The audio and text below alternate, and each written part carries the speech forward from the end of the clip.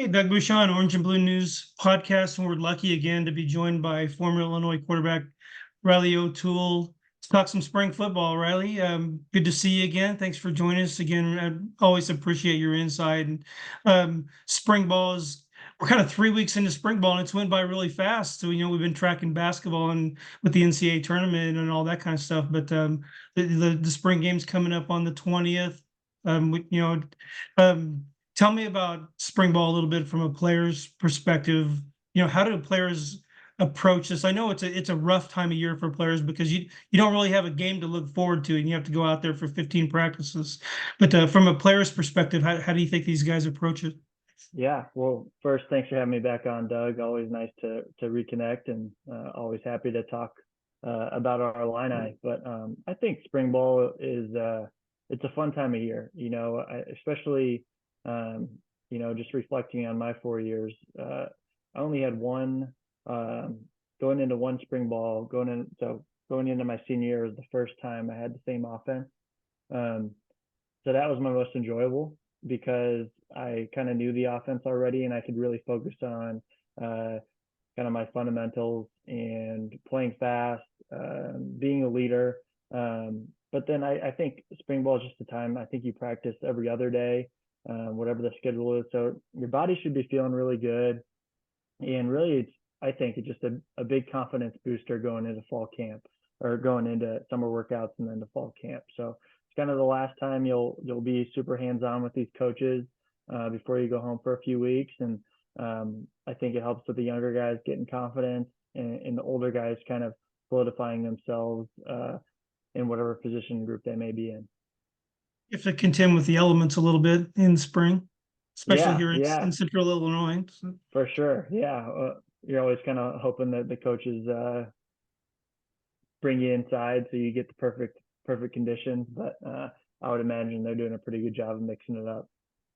for a guy like Luke Altmaier, how important and Donovan Leary too, his backup, how important is spring ball for those two guys? Yeah, I think it's huge. A guy that transferred in Luke just gives him more time, and now really it's clearly his team, his job, and I think for all the things I stated earlier, like he's gonna know the offense a lot better than he did kind of coming into fall camp last year. I would imagine he's gonna be able to play a lot faster and really step up as a leader and be the face of the program, but also I think it's really big because a position group that we need some guys to step up as a receiver group. So him being able to lead those guys and give some guys confidence to really step in and step up. And then a guy like Donovan, I mean that's a position I know very well, and I think from what I'm reading and what I'm seeing, he's done a really good job this spring. And I mean, he's competing just as much as all the other quarterbacks in every other position group on the team. You want to see you want to show the other guys in your team that they can trust you, and if and when you get your opportunity in the game, that when you're stepping in the huddle, the O line, the receivers, the running backs, they can look at you and feel confident that you can move the ball up and down the field. You know the offense, you're going to get everyone on the same page, and so I think it's really big for a guy like Donovan to instill confidence in his teammates and also in himself to know that he can go out there and produce. Seems like a lot of quarterbacks thrive in the second year in a system. They got that 1 year starting under their belt. I know Altmaier lost the starting job with an injury, and John Paddock performed really well down the stretch, but he's got those starts in. It's his second time going through spring ball, you know, under Coach Lunny's system. Is that setting him up for a leap this coming season, you think? Yeah, 100%. I think he played a lot of football last year, kind of a unique scenario where John came in and was just stellar. So no surprise that they kind of let him run with it. I mean, anytime you throw for over 500 yards, you should, I think, kind of earns your keep regardless of who you're playing against. But I think it's going to be huge. I'm anticipating a really big jump from him, and I was really impressed with him last year. I'm a big Luke Altmaier fan, and I think he's going to take a huge jump, and I think it's going to be very clear that he's got some significant confidence boost from last year, just from his experience, being in the same offense, and being around the guys for a year longer. I think spring ball seems doubly important when you lose playmakers in the passing game, like Isaiah Williams, and Casey Washington. Really, their two top receivers. Pat Bryant's the only returning guys. Is spring a chance for him to, build some rapport with the wide receiver core and kind of figure out who those playmakers are going to be? Yeah, absolutely. And I think it's a good time for the coaches to throw guys into different situations and maybe put guys on the outside, see how they handle being in the slot. And inevitably play in some different positions just in case someone goes down. If someone's better, kind of being an X receiver into the boundary, and someone's better to the field, this is the time to figure that out. Play with some different lineups, and but yeah, I think it's a time for people to step up and really position yourself to get into summer and into fall camp as either a starter or that next guy up. What do you think coaches want to accomplish in the spring? What does Bret Bielema want to accomplish, and what does the two coordinators what do they want to accomplish in the spring? Is it about finding out who their playmakers are going to be? Is it about breaking in new guys, or or a combination of all those things?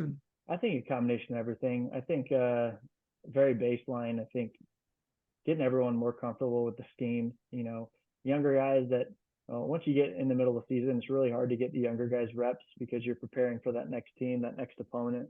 So like a group like the offensive line, maybe you mix that group up and you're playing a new center with a new guard, and you're throwing a guard at center, and they're learning on the fly. You can't really do that in the season as much because you can't waste reps, if you will. So the spring is it's a confidence booster. It's seeing what you got.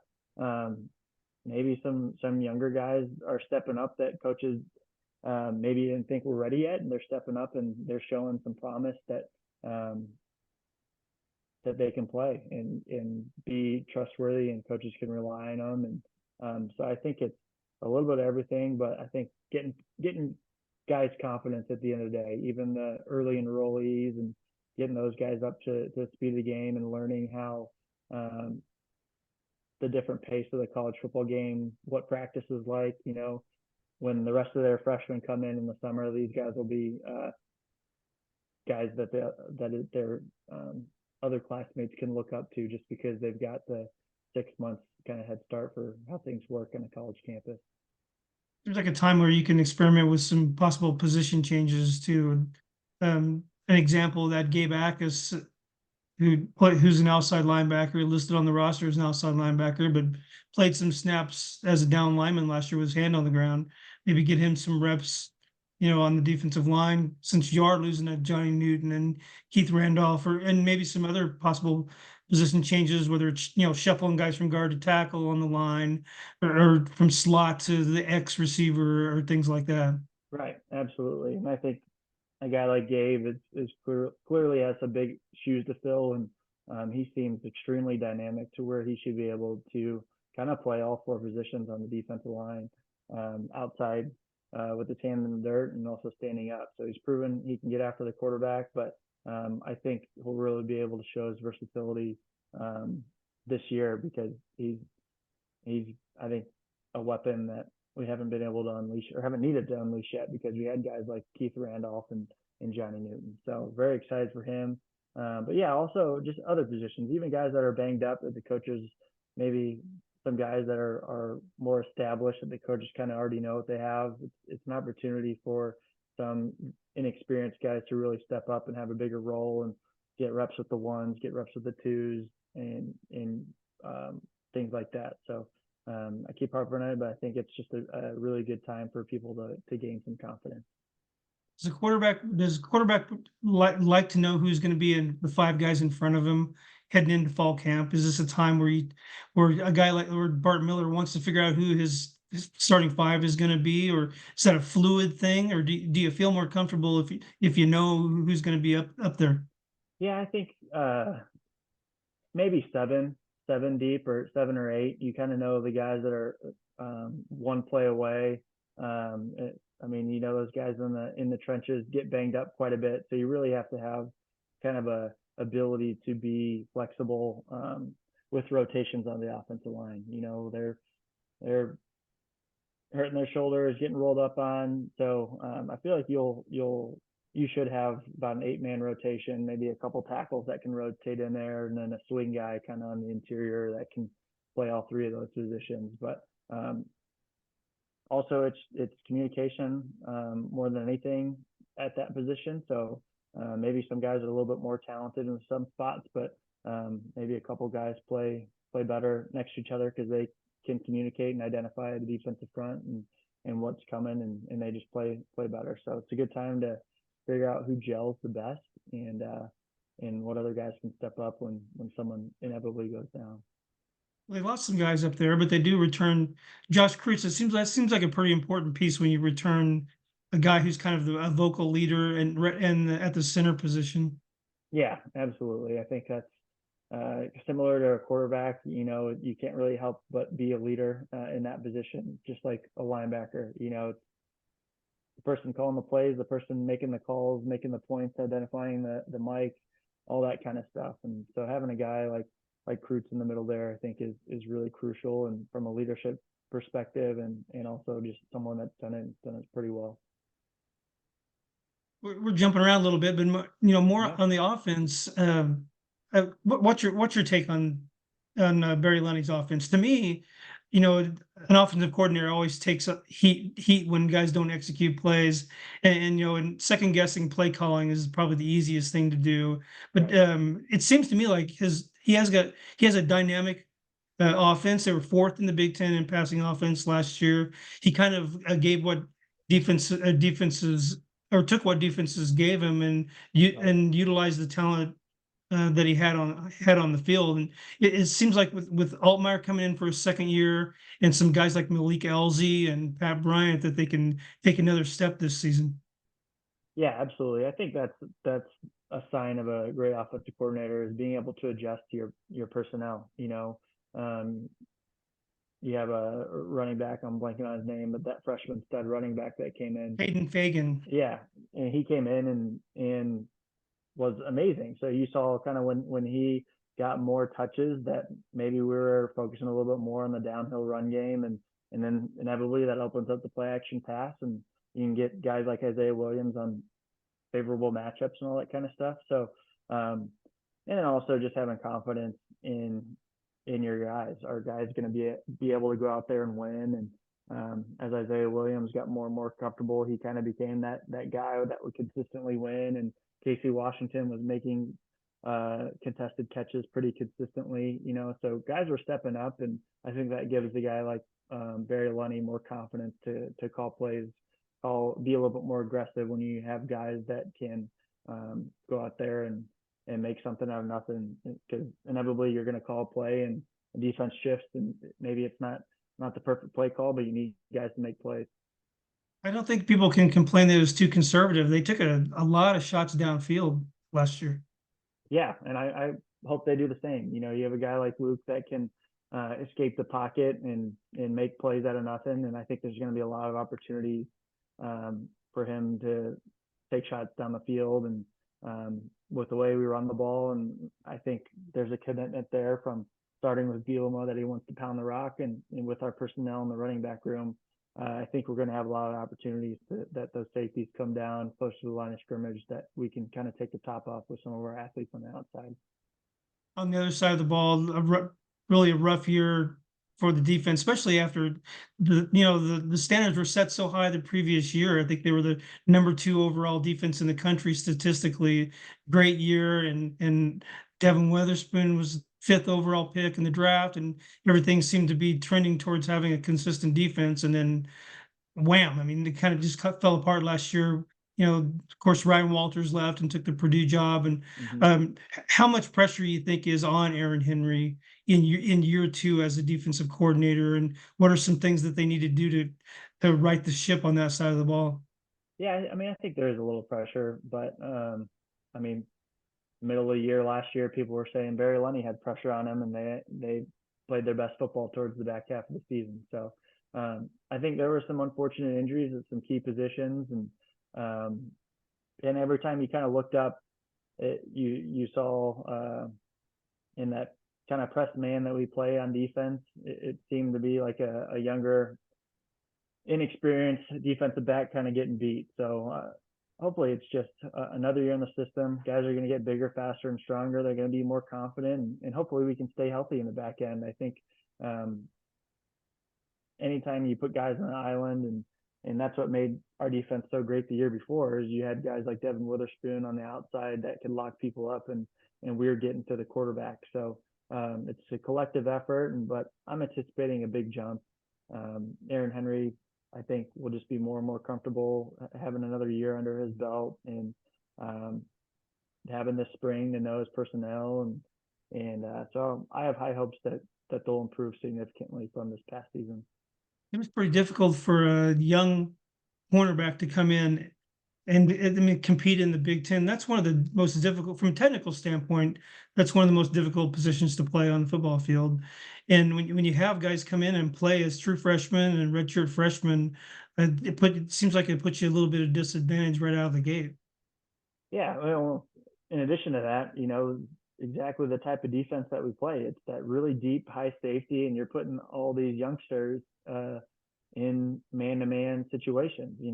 It's a scheme that has proven to work, but you need the right guys, and a lot of times it just kind of seemed like maybe we're out physical and outmatched.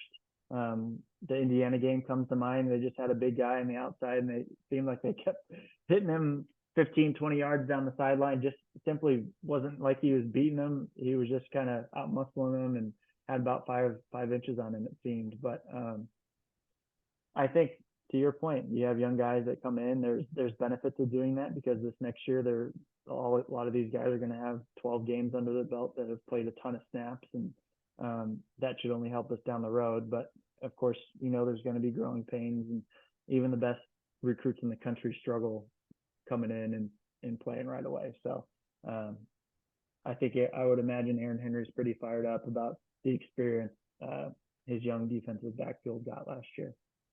Same thing kind of happened to the previous group that are playing on Sundays now. Sidney Brown was starting at strong safety as a true freshman, and really kind of struggled a little bit. And then a couple years later, he's an All Big Ten type of player. Devin Witherspoon, same thing.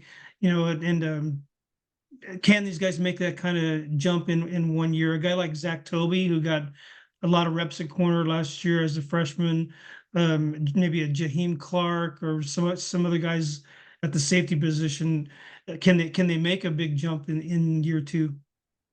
Yeah, absolutely. I mean, I think just the type of players Witherspoon and Sidney were, like, they played 100 miles an hour, and clearly that comes with confidence, knowing the scheme, and being there and kind of getting through the fire. There's growing pains, but kind of once there's probably a tipping point to where I would imagine the defensive staff saw these guys really putting their foot in the ground and committing to what their eyes were telling them, and making plays. So hopefully see a little bit more flying around the defensive backfield, and I think getting Matthew Bailey back will be huge, and yeah, a ton of guys that you named that, and even more that got a ton of snaps, that we should have a pretty solid rotation. From a quarterback standpoint, seems like it makes it a lot easier when you have young DBs who don't know how to stem the coverages or disguise things, or if you know that a guy's going to be playing 8 yards off the receiver, or if you know he's going to be playing press man and they're not going to move around like last year, that makes it quite a bit easier on the quarterback to figure out where he's going to deliver the football. Seems like. Yeah, no doubt. Well, and I mean, felt like when I was playing, it never seemed like there was a defensive backfield with like 3 or 4 freshmen back there. But if you're playing a team that plays man-to-man defense, and you have a senior DB on one side and a freshman DB on the other, I can guarantee you every quarterback knows pre-snap which side of the field they're going to go to. So I think it gives opposing quarterbacks a lot of confidence, but with another year under their belt, they'll probably be checking out there and being a little bit less confident, seeing, oh, he's a sophomore, but he's played 600 snaps. That's an experienced player back in the backfield. So it'll be tougher on opposing quarterbacks this year for sure. Like a lot of us, or all of us, actually, we don't get to see much spring ball. We got to see 4 periods today, which is some walkthroughs and warm ups and individual and position drill stuff. But have you started to familiarize yourself with the new roster for this year?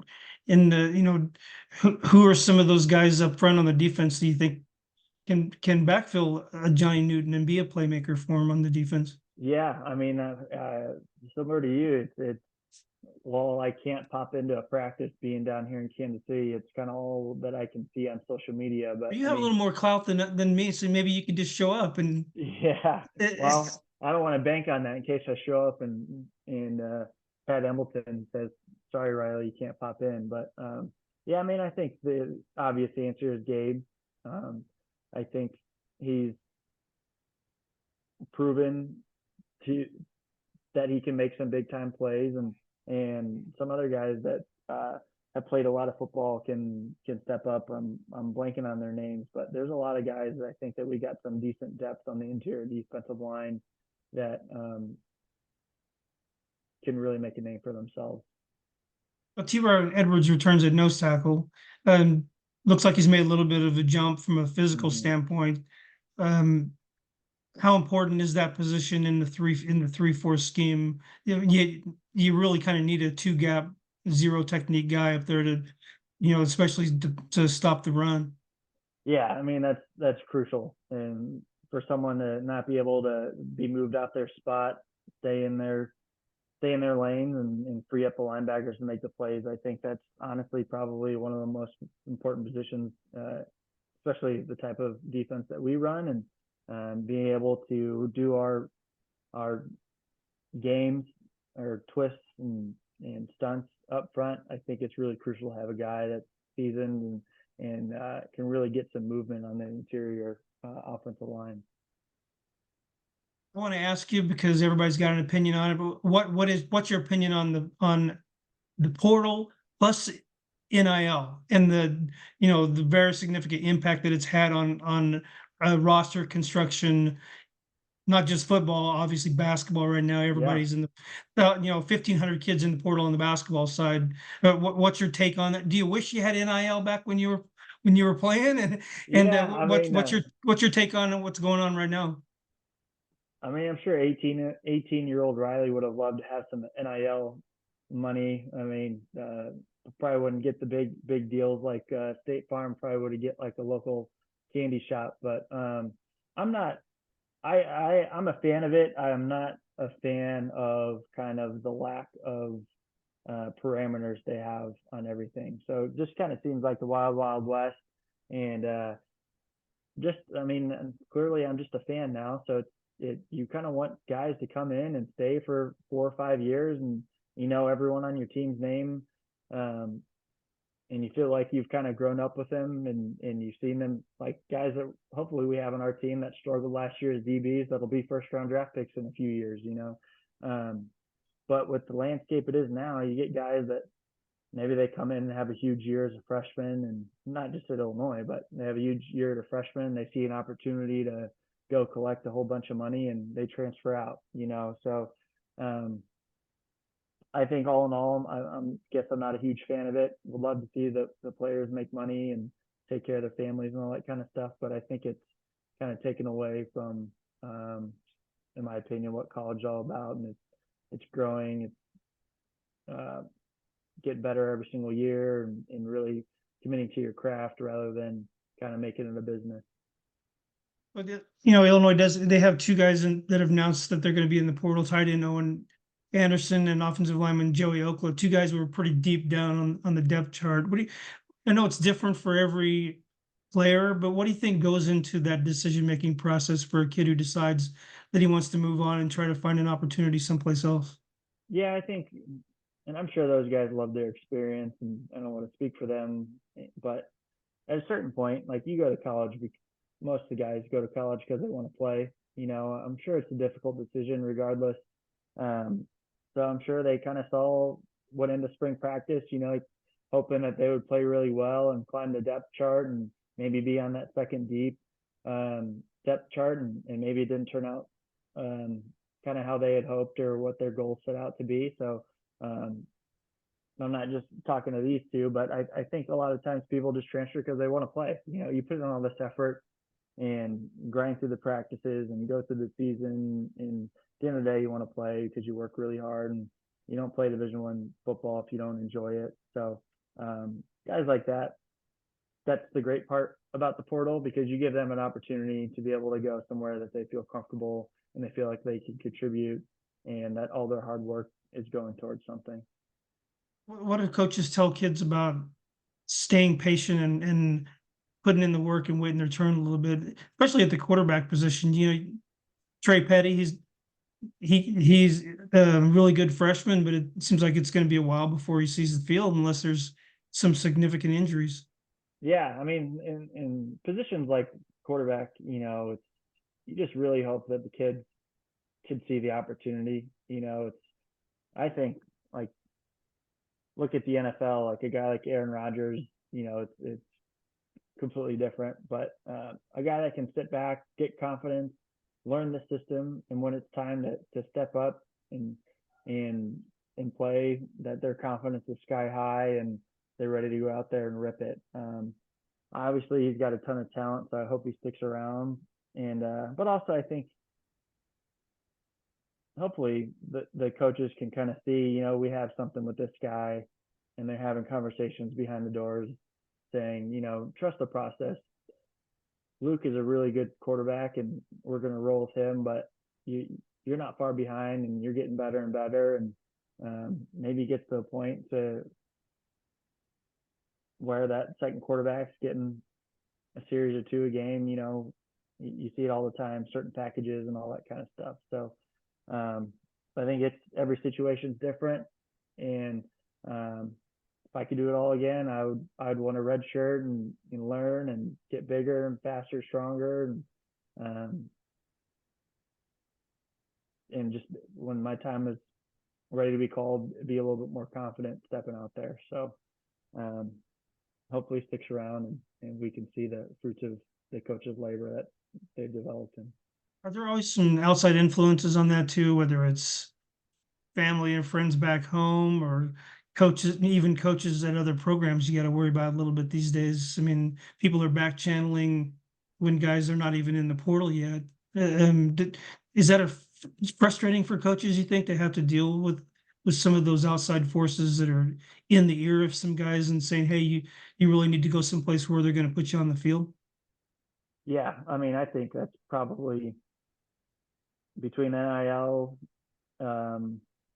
stuff with the coaches, and kind of, they say it all the time, you have to recruit high school kids, but you recruit the transfer portal, but you also have to recruit kids to stay in your team. So I don't I feel bad for the industry, for coaches and everything they have to put up with now,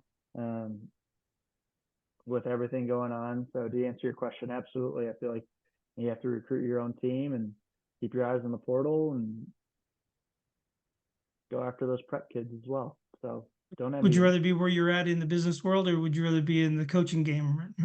I say it all the time. I was a sports management major. I was a GA for a year, and I'm glad I got out. Obviously, missed being around the game, but I think one of my very dear friends, Nathan Shaw, has made the jump to the NFL. I don't know if that's a reason, but I feel like there's a reason why a lot of these college coaches are making the jump to the NFL, and I would imagine a lot of it has to do with kind of the current landscape of everything going on, and kind of the lack of parameters for how things work.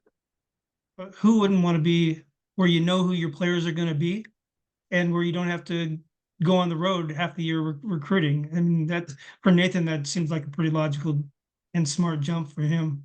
Yeah, well, and the situation he's in out in LA with that coaching staff, just knowing Nate, he's gonna try and learn as much as he possibly can and be the best possible coach that he can be. And it just seems like kind of a home run opportunity for him. I'm really excited for he and his family. Where do you think this is going under Bret Bielema? success 2 years ago. They went to kind of a minor bowl game, but it's a bowl game, and Yeah. down in Florida in the Reliant Quest Bowl, took a little bit of a step back last year, lost some close games. Where do you think this is headed? Is there still a trajectory, looking up, or is this a pivotal year for him? You think coming up this fall? I think it's still trending in the right direction. You know, it's I think it'll just be nice for him to, and also a lot of it's luck. He had some big injuries in the defensive backfield last year, to where guys clearly were playing probably before they were ready. So hopefully this year those guys are ready. Obviously losing a little bit on the D line. Hopefully guys step up. Well, so maybe with the D line dropping a little bit, the defensive backfield raises a little bit. But also a guy like Luke Altmaier, I think his play should jump pretty significantly, and I think 2 or 3 more wins could come of that. I'm really high on him, and I think Bielema's doing all the right things, and I think he's handled the portal well. I don't think we're losing a ton of kids to the portal. Obviously, you're going to, but I'd be a little bit more concerned if a lot of guys were jumping ship and kind of going elsewhere. Obviously, there's opportunities for certain guys, but I think there's something to be said for not a ton of guys hopping in the portal right after the season, and I think a lot of guys are buying in, and I'm 2 feet on the boat and ready for us to continue to head in that right direction. You hear the word culture a lot, way overused, but he did his experience, at two Power Five places really seemed to help him quite a bit in terms of, and before that, even as an assistant under experienced coaches, helped him understand, how to be a program manager. Seems like he has a really good grasp just on how to manage a Power Five football team and program, and that's a big part of the puzzle just starting out. Yeah, absolutely. And I think just his pedigree and where he's been, I think it's just instant credibility. He's been crazy successful in the Big Ten. He went in the SEC and probably the toughest conference before things got crazy at Arkansas, and had a couple good years, and then he went to the NFL. So if you're a recruit or a transfer looking for a place to go and looking for an opportunity, I feel like a place like Illinois is perfect. It's had kind of trending up success the last few years, where you got a coach that's proven to win at multiple levels, and really just need a few key pieces to really take us to that next level and start being able to compete and get to those double-digit wins. And I don't think we're that far off. And although he'll be pretty interesting with the new additions to the Big Ten, but I'm excited for Illini football, and I think he's doing the right things, and I hope you just continue to get to win some ball games and bring on some more talent and get some more eyes on Illinois. Like as I said, I think program managing and all that kind of stuff. I think he's got that stuff down. But recruiting is always the lifeblood of your program. You were highly recruited coming out of Wheaton Warrenville Central, right? And South, but it was South. Central before, yeah. So Gotcha. How do they get guys who are highly recruited and have a lot of options? How do they get them to choose Illinois? What's kind of the things that they're selling when they go out on the recruiting trail and talk to kids about Illinois? yeah, well, I think they've done just a great job with the facilities. It's you're not going to go somewhere and it's just going to completely, yeah, there's going to be other places that have larger locker rooms and iPads in every locker, but I don't think you'd go to another place because Illinois facilities were that much was that big of a step down. So academically, it's tough to beat a school like Illinois. So I think it's just really going to take the right person to make that jump and to really buy into what they're building here. And it's a place that you can, for the right recruit or right transfer, it's a place you could probably come in and play right away and make a huge impact. You know, it's I feel like even when I was in college, even some of the best teams and most talent we had just felt like we didn't have the depth. Um, and I think Bielema was building that with the classes he's recruiting, and obviously you see with the transfers he's bringing in, those are kind of fourth year, fifth year guys. But hopefully we're starting to see some guys that have been here for a few years step in and play some significant roles. So I think Illinois is a great program for someone to come in and try to make a difference and play at a great school with a great fan base that is just kind of chomping at the bit for a football program to really get behind. All right, sounds good. Great stuff as always, Riley. Always appreciate your insights. As a former player and quarterback and all that. Thanks so much for coming on. Hopefully, we'll have you on a few times during the season again this year, and then talk about football games when they start mattering. And really interesting schedule for Illinois. They travel out to Oregon for the first time in a long time, Yeah, so be making that trip. So a lot to talk about in the months ahead, and really love having you come on and talk to our subscribers and give them some of your perspective.